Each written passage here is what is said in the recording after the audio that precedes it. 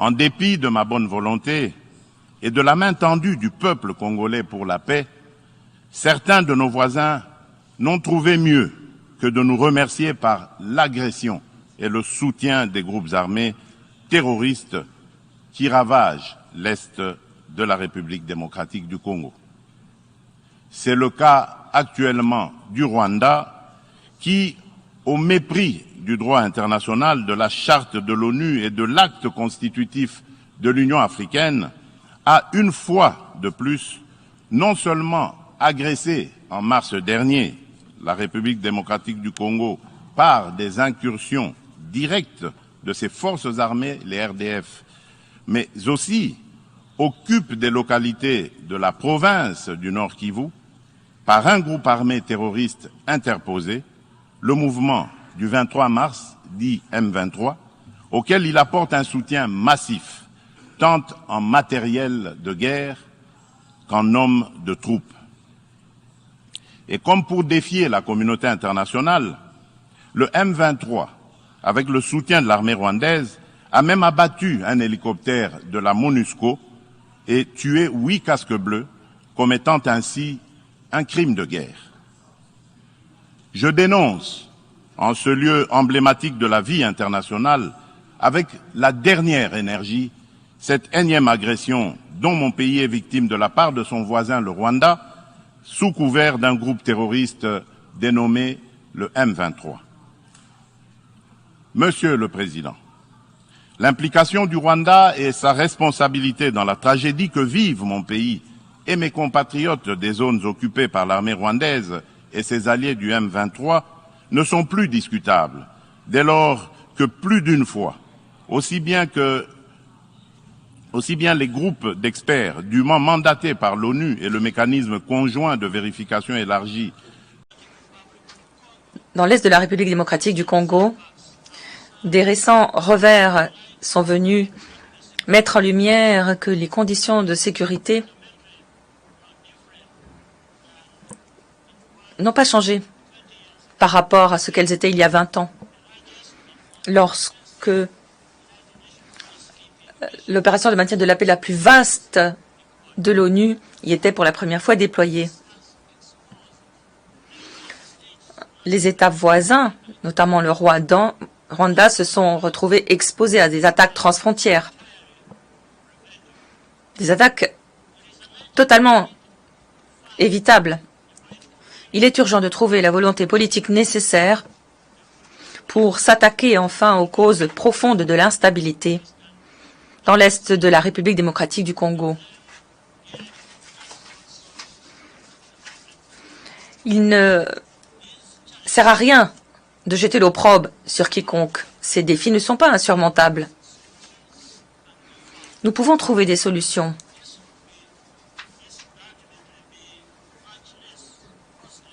Et ces solutions seraient bien moins coûteuses au plan financier et en termes de vies humaines. En dépit des lacunes qui nous montrent, nous savons que la coopération internationale peut nous permettre de régler ces problèmes qui nous concernent tous. Que le président Dada à notre invitation, sans plus tarder, nous allons directement aller pourquoi nous vous avons conviés à notre quartier général. Comme vous l'avez si bien remarqué, vous êtes reçu au quartier général électoral et politique de la dynamique progressiste révolutionnaire, membre de l'opposition politique républicaine. On a besoin de rappeler la petite historique qui a conduit à la création de cette méga plateforme politique de l'opposition congolaise. Mais aujourd'hui, nous ne sommes pas là pour parler des élections.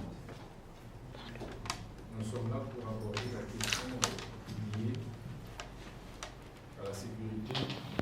partie orientale de notre pays. Comme vous le savez, il y a de cela 3 semaines, nous avons reçu en ces bureaux la délégation des confessions religieuses.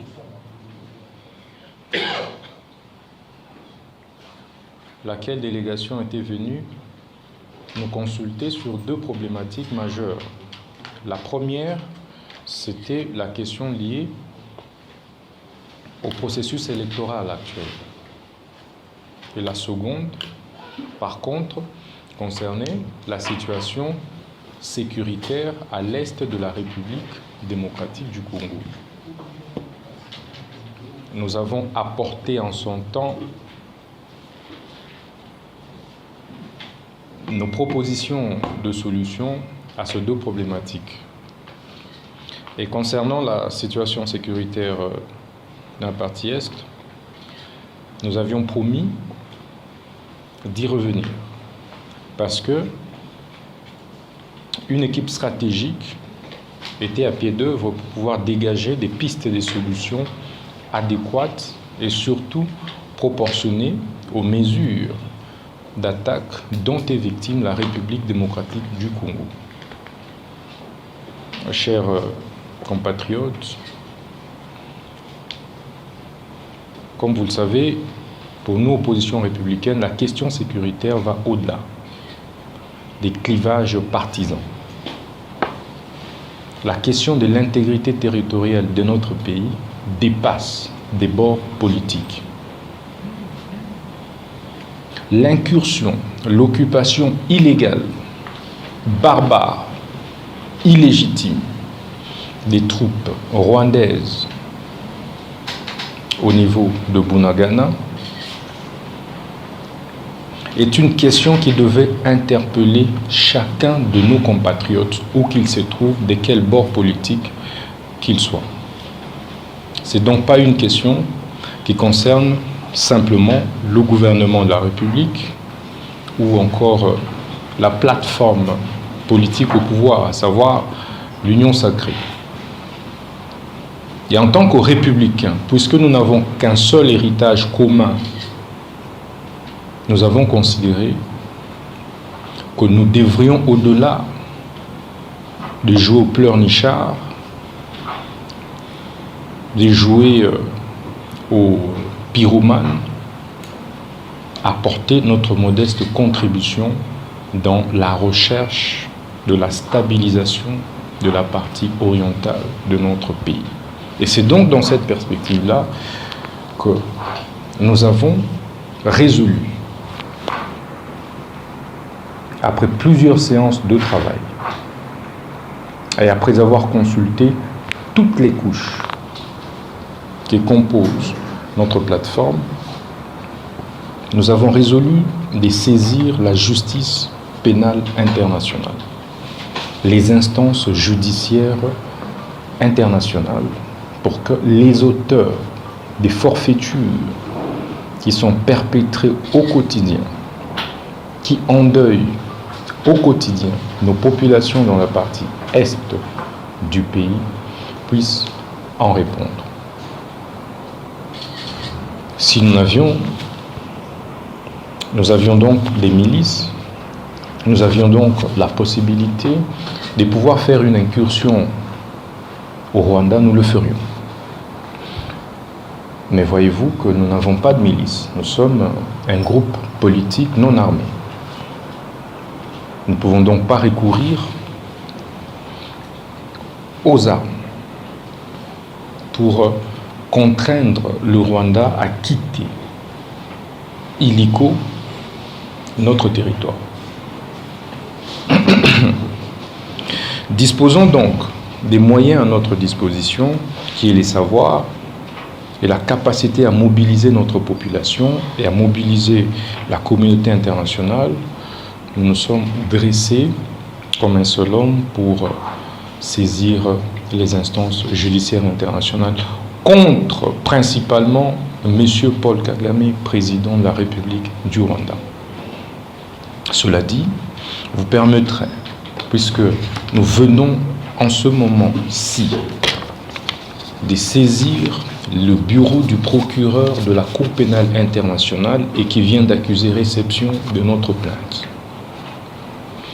Je s'informe que pour des raisons de commodité sanitaire, le bureau de représentation de la CPI n'est pas opérationnel.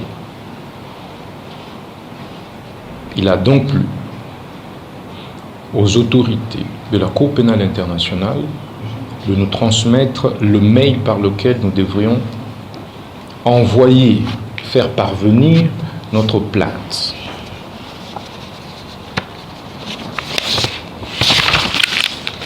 Et nous venons de transmettre officiellement au procureur de la Cour pénale internationale la plainte dont la teneur suit. Je vous en ferai lecture et par la suite, je me mettrai à votre disposition pour des questions d'éclairage. Dynamique progressiste révolutionnaire. Plateforme de l'opposition politique congolaise. Concerne plainte à charge de M. Paul Kagame, président de la République du Rwanda, pour crimes de guerre, crimes contre l'humanité et crimes d'agression.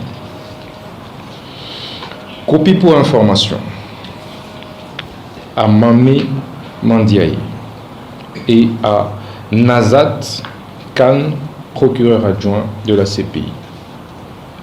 Peter Lewis, greffier en chef de la CPI. À M. Karim Assad Ahmed Khan, procureur de la Cour pénale internationale, CPI à La Haye, Pays-Bas. Monsieur le procureur, les inhumanités vécues en République démocratique du Congo, le silence de la communauté internationale et la perpétuation intensive des crimes sur des populations civiles, plus spécialement dans les provinces du Nord Kivu, du Sud Kivu, de la Chopo et de l'Ituri, notamment, nous poussent à saisir l'instance de votre compétence en vue de solliciter 1. L'ouverture d'une procédure d'enquête sur les faits suffisamment documentés à charge des auteurs, lesquels relèvent de la compétence de la Cour pénale internationale en vertu de l'article 5 du statut de Rome. 2. La condamnation et l'inculpation des coupables. 3. L'arrestation et mise en détention des personnalités incriminées. 1. De la compétence de la Cour pénale internationale. 1. Compétence rationnée matérielle. Aux fins de l'article 5 du statut de Rome, la Cour pénale internationale est compétente pour connaître des crimes les plus graves qui touchent l'ensemble de la communauté internationale, à savoir crimes de guerre, crimes contre l'humanité, crimes de génocide et crimes d'agression. Les articles 6, 7, 8 du statut de Rome, ainsi que la résolution 6 adoptée par la conférence des États parties à Kampala en 2010, définissent tout en indiquant les éléments constitutifs de chacun de ce crime. En outre, en vertu de l'article 70 du statut de Rome, la Cour est subsidiairement compétente à connaître des atteintes à l'administration de la justice.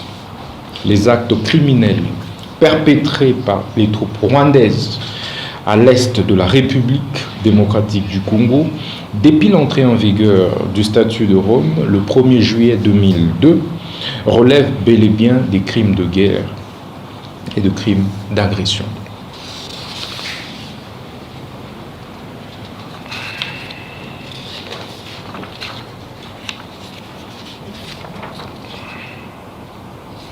Excusez-moi.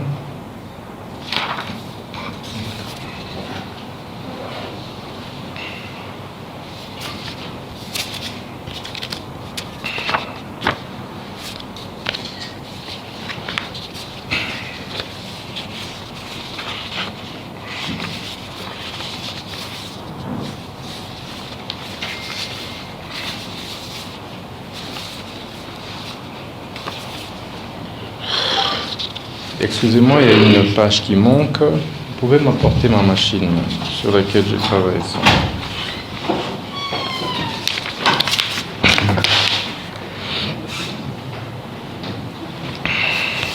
Donc mes services ont répété une page 2 fois.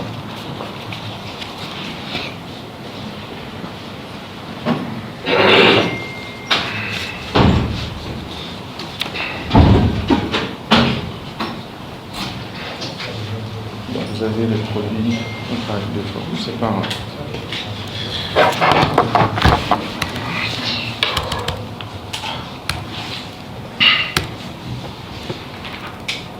J'étais donc en train de parler de la compétence rationnée matérielle.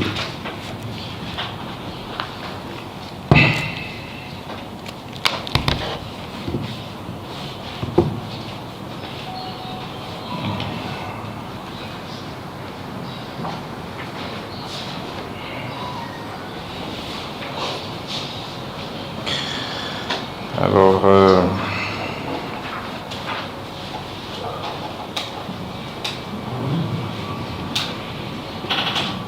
je disais donc les articles 6, 7, 8 du statut de Rome, ainsi que la résolution 6 adoptée par la conférence des parties à Kampala en 2010, définissent tout en indiquant les éléments constitutifs de chacun de ce crime.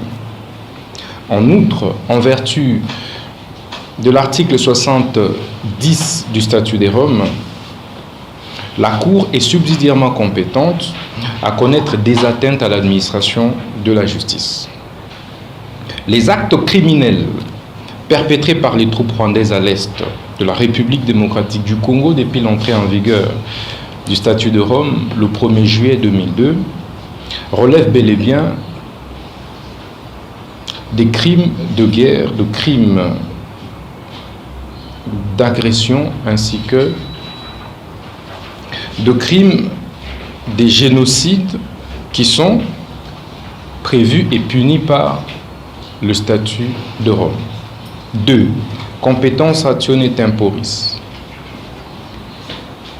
Au fin de l'article 11 du statut de Rome, la Cour ne peut exercer sa compétence qu'à l'égard des crimes commis après l'entrée en vigueur du statut de Rome. Ça veut dire en 2002. C'est à partir de l'entrée en vigueur du statut de Rome que les infractions, les crimes internationaux qui relèvent de la compétence de la Cour pénale internationale, lorsqu'ils sont perpétrés, ils sont commis, la Cour est bien habilitée, compétente pour les poursuivre. Si un État devient partie au présent statut après l'entrée en vigueur de celui-ci, la Cour ne peut exercer sa compétence qu'à l'égard des crimes commis après l'entrée en vigueur du statut par cet État. Sauf si le dit État fait la déclaration prévue à l'article 12, paragraphe 3. Le dépôt par la République démocratique du Congo le 60e instrument de ratification a permis l'activation de l'entrée en vigueur du statut de Rome, soit le 1er juillet 2002. Compétence rationnée personae. Ça veut dire la compétence liée aux personnes déférables devant la Cour pénale internationale.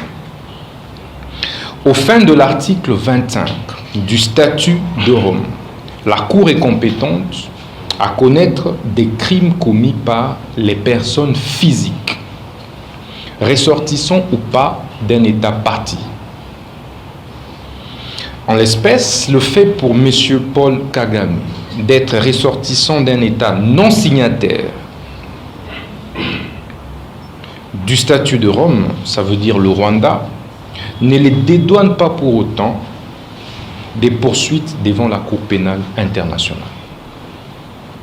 Toute personne qui commet des crimes internationaux relevant de la compétence de la Cour pénale internationale sur le territoire d'un État parti partie est bien déférable devant cette Cour.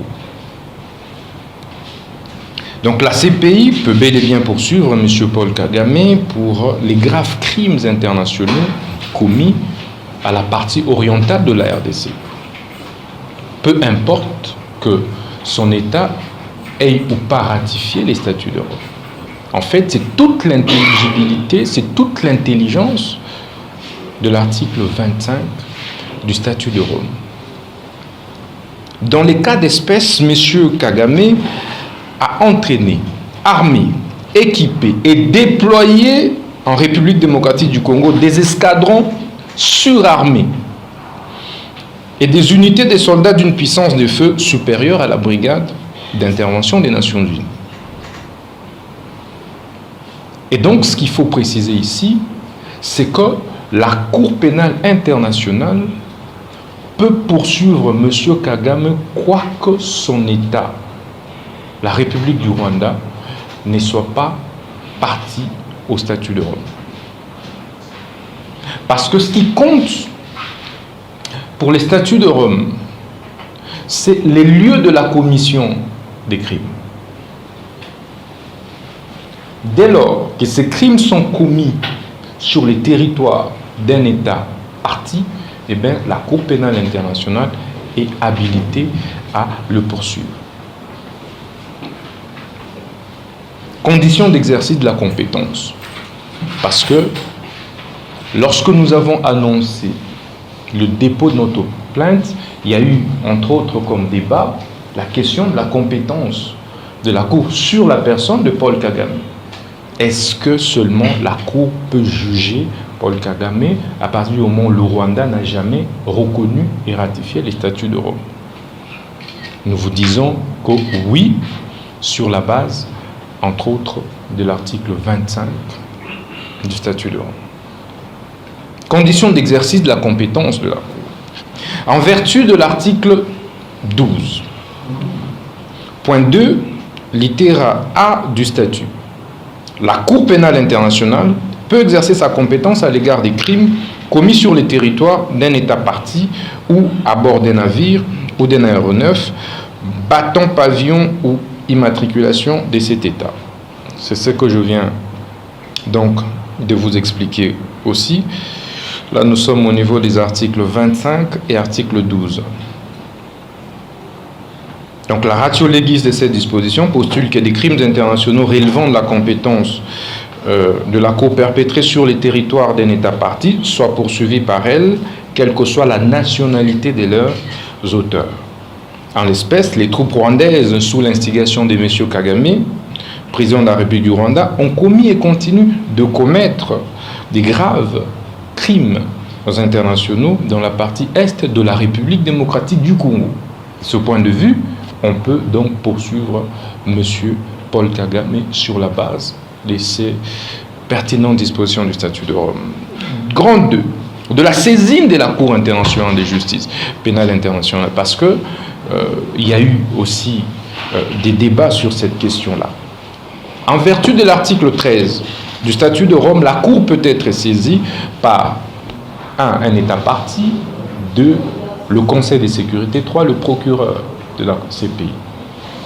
Généralement, pour le troisième cas, on parle de la saisine mutu proprio. En l'espèce, les regroupements politiques, la plateforme politique DIPRO a décidé de passer par le procureur afin que ces derniers puissent solliciter l'autorisation de diligenter une enquête auprès de la chambre préliminaire de la CPI, devant donc déboucher sur l'inculpation ou les poursuites de M. Paul Kagame pour crimes de guerre, crimes contre l'humanité et crimes d'agression perpétrés jusqu'aujourd'hui dans la partie est de notre pays. Du fondement de la plainte. Donc ici, vous comprenez que la DIPRO est bel et bien habilitée à saisir la Cour pénale internationale, mais à travers qui? À travers le procureur. C'est là toute la nuance. Et il revient au procureur, au vu des éléments que nous mettons à sa disposition, de juger de l'opportunité de la poursuite. Et à partir du moment où il en juge l'opportunité, il saisit la chambre préliminaire parce que la Cour pénale internationale est constituée des sections. Il y a la section préliminaire, il y a la section de première instance et il y a la section d'appel. La section préliminaire examine entre autres toutes ces questions préalables à la saisine de cette haute juridiction internationale. Du fondement de la plainte. Paul Kagame est coupable d'orchestration des crimes graves dans la partie orientale de la République démocratique du Congo. Nous fondons notre plainte sur la base des rapports crédibles des organisations du système des Nations Unies et de faits de terrain nous rapportés par plusieurs sources indépendantes, à savoir le rapport Mapping, publié en octobre 2010, élaboré par le Haut Commissariat des Nations Unies aux droits de l'homme. Les derniers rapports de Human Rights Watch sur les crimes graves commis par les éléments terroristes du M23, branche spécialisée de la force de défense du Rwanda, RDF, sous le commandement direct et personnel de M. Paul Kagame. C. Les crimes commis sur des populations civiles congolaises par des obus tirés depuis le territoire rwandais sur ordre du président Paul Kagame. D. La note du groupe d'études sur le Congo GEC, publiée le 4 avril 2016. Et le rapport du groupe d'experts des Nations Unies, transmis au Conseil de sécurité le 4 août 2022. Le rapport du mécanisme conjoint de vérification élargi CRGL du 27 août 2022. 2. Crimes de guerre, crimes contre l'humanité, crimes d'agression à l'actif de M. Paul Kagame en République démocratique du Congo. À titre illustratif, le rapport Mapping est le document principal qui établit des révélations choquantes sur les crimes documentés depuis les guerres à répétition en République démocratique du Congo. Il est éloquemment renforcé par les derniers rapports des Human Rights Watch sur les crimes détaillés dans le territoire de Rutshuru. 1. Rapport Mapping. 617 incidents documentés sur la période de mars 1993 à juin 2003. Le statut de Rome est entré en vigueur en 2002. Donc, ces crimes peuvent être poursuivis par la CPI. Des attaques ciblant essentiellement les femmes et les enfants. Des officiers et hommes de main du président Kagame nommément cités et des responsabilités individuelles d'une très haute précision de preuves, fait confirmer le 24 mai 2021 par le porte-parole de la MONUSCO de l'époque, Mathias Gilman. Le rapport Mapping conclut que la majorité des crimes documentés peuvent être qualifiés de crimes contre l'humanité et crimes de guerre. Le rapport précise qu'il appartient à un tribunal compétent de rendre une décision de justice. 2.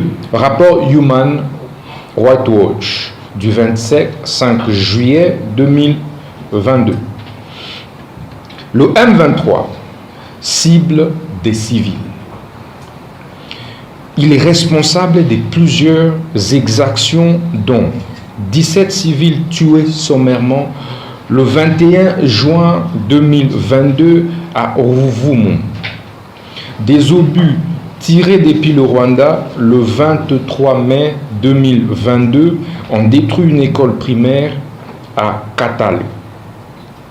Des bombes rwandaises ont tué 2 jeunes garçons le 10 juillet à Biruma. Une femme et un enfant sont morts des tirs de mortier lancés depuis le Rwanda le 2 juillet 2022 et j'en passe. 3. Rapport des experts des Nations Unies sur la RDC. Ce rapport atteste que l'armée rwandaise a participé à des attaques contre les militaires congolais et a équipé et fourni des renforts au mouvement terroriste M23. Il atteste encore que le Rwanda a fourni des renforts, des troupes, j'insiste bien, des troupes pour des opérations spécifiques du M23 destinées à s'emparer des villes et zones stratégiques de la RDC. Grand 4, preuve du soutien de Paul Kagame aux terroristes du M23. 1. Les forces armées de la République démocratique du Congo, FARDC, ont capturé 2 soldats rwandais à 20 km à l'intérieur du territoire congolais. Le président Paul Kagame en personne a réclamé le rapatriement immédiat de ces soldats. Le président Paul Kagame a sollicité et obtenu l'intervention diplomatique du président angolais sur le dossier. Les soldats capturés à Biumba, dans le territoire de Rutshuru, ont été relâchés par Kinshasa. 5. Responsabilité individuelle des messieurs Kagame sur les crimes commis par M23. Au fin de l'article 25.2 du statut de Rome, quiconque commet un crime relevant de la compétence de la Cour est individuellement responsable et peut être puni conformément au statut. Son point 3, littéra B et C, renchérit en ce terme. Une personne est pénalement responsable et peut être punie pour un crime relevant de la compétence de la Cour si elle ordonne, sollicite ou encourage la commission d'un tel crime dès lors qu'il y a commission ou tentative de commission de ce crime. 2. En vue de faciliter la commission d'un tel crime, elle apporte son aide, son concours ou toute autre forme d'assistance à la commission ou à la tentative de commission de ce crime, y compris en fournissant les moyens de cette commission. En l'espèce, il est établi par plusieurs rapports internationaux que M. Paul Kagame a ordonné et apporté son soutien au groupe terroriste du M23 pour commettre des crimes graves à l'est de la RDC. 6. Responsabilité de Paul Kagame en tant que chef militaire. Au terme de l'article 28 du statut de Rome, un chef militaire ou une personne faisant effectivement fonction de chef militaire est pénalement responsable des crimes relevant de la compétence de la Cour commis par des forces placées sous son commandement et son contrôle effectif ou sous son autorité et son contrôle effectif selon le cas, lorsque il ou elle n'a pas exercé le contrôle qui convenait sur ces forces dans le cas où ce chef militaire ou cette personne savait ou en raison des circonstances aurait dû savoir que ces forces commettaient ou allaient commettre des crimes. Ce chef militaire ou cette personne n'a pas pris toutes les mesures nécessaires et raisonnables qui étaient en son pouvoir pour empêcher ou en réprimer l'exécution, pour en référer aux autorités compétentes aux fins d'enquête et de poursuite. Or, les soldats et équipements militaires trouvés sur le territoire congolais relevaient de l'armée rwandaise, qui est sous la responsabilité et le contrôle de son commandant suprême, M. Paul Kagame. Ce dernier n'a pris aucune précaution pour empêcher la commission de ces crimes sur le sol congolais. Sa responsabilité criminelle en tant que chef militaire est pleinement engagée. 7. Défaut de pertinence de la qualité officielle. aux fins de l'article 27,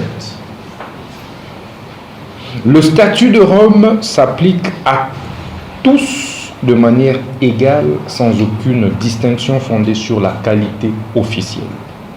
En particulier, la qualité officielle de chef d'État ou de gouvernement, de membre d'un gouvernement ou d'un parlement, de représentant élu ou d'agent d'un État n'exonère en aucun cas de la responsabilité pénale au regard du présent statut, pas plus qu'elle ne constitue en tant que telle un motif de réduction de la peine.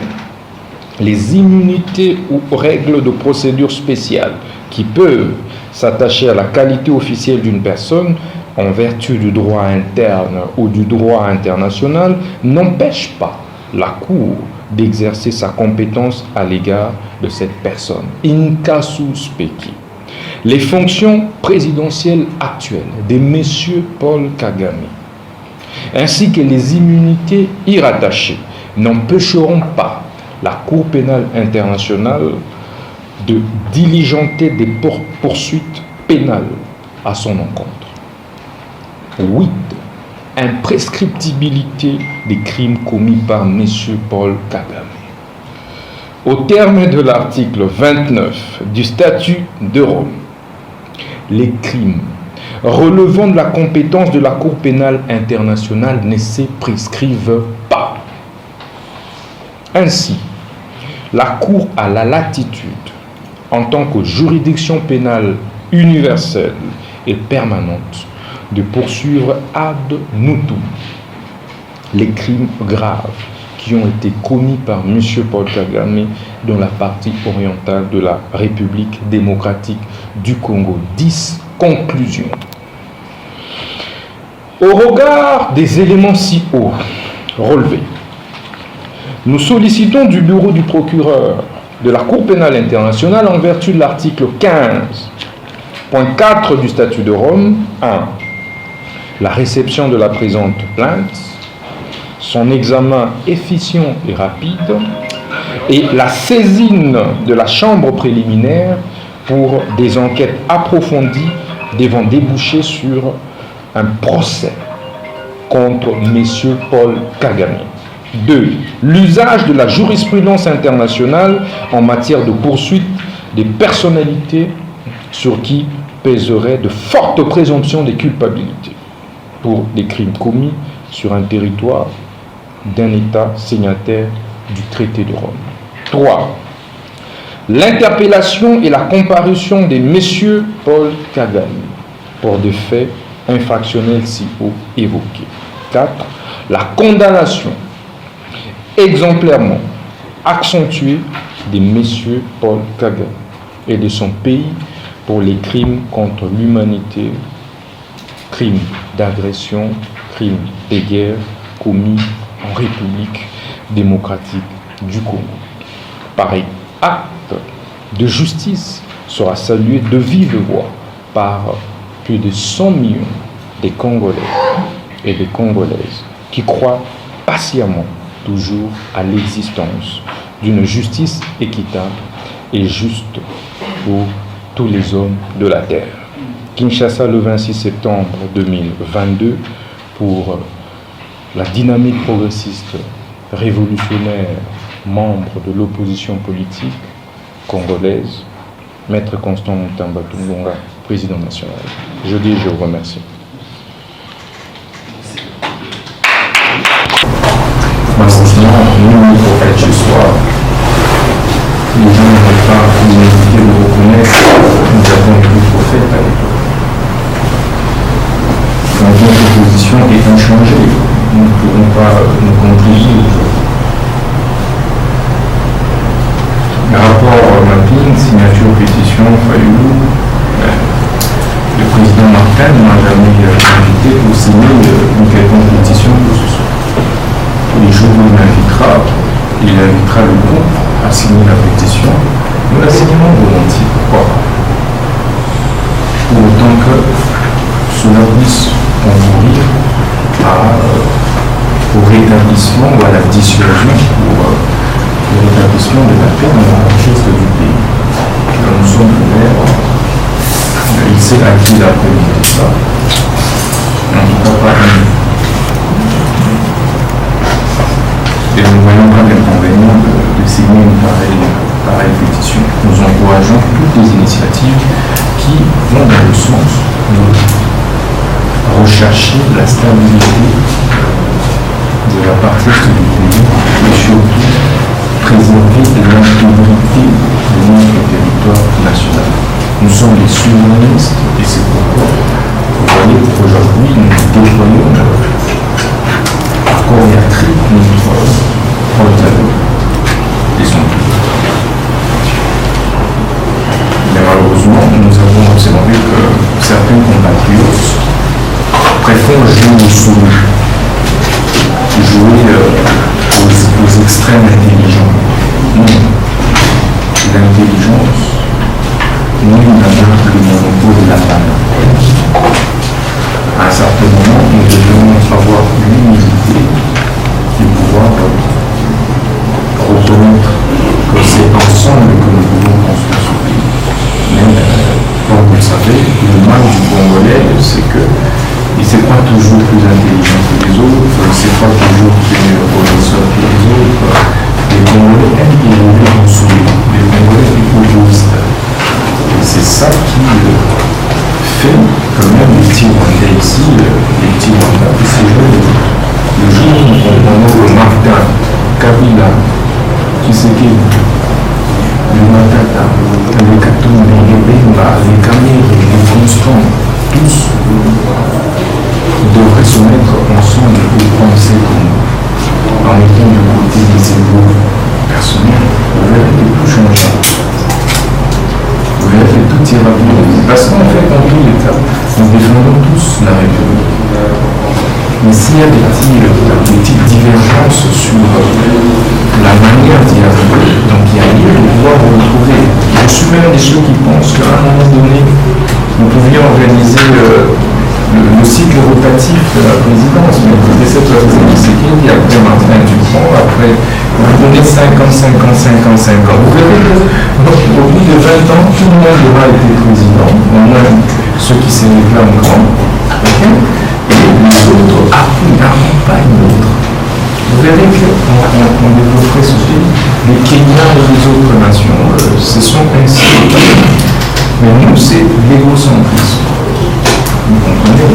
C'est la politique des gros blocs des lacs que je vous mets, c'est la haine, c'est l'individualisme. Vous verrez que, parce que c'est Constant qui a initié la plainte contre Paul Kagame, c'est les Congolais qui attaquent cette crainte. C'est des Congolais qui vont sur des subterfuges, des alibis, parce que l'initiative vient de Moutamba. Donc les Congolais n'aiment pas les Congolais. Okay.